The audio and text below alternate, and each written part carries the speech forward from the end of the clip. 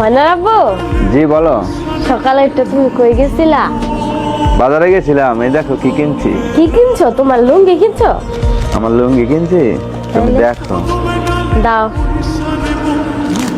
জামা কিনা নিয়ে আসছো? দেখো আগে কি। এই যে এই একটা। তুমি দুইটা আনছো তো? দেখি একটা আনতে পারো নাই?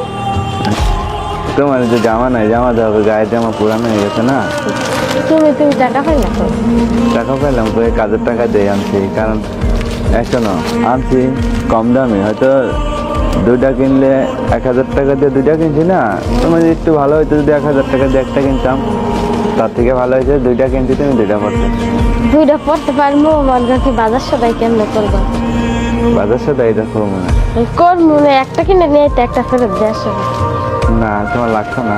না, একটা দুইটা লাগবে না, একটাই পেয়ে হ্যাঁ, নাইলে দুইটাই বানাইতে দিবা। হ্যাঁ, একটা এই বানাই করে সপ্তাহের রাখো। ভিতর সংসার চালাইতে কষ্ট হইব বেশি।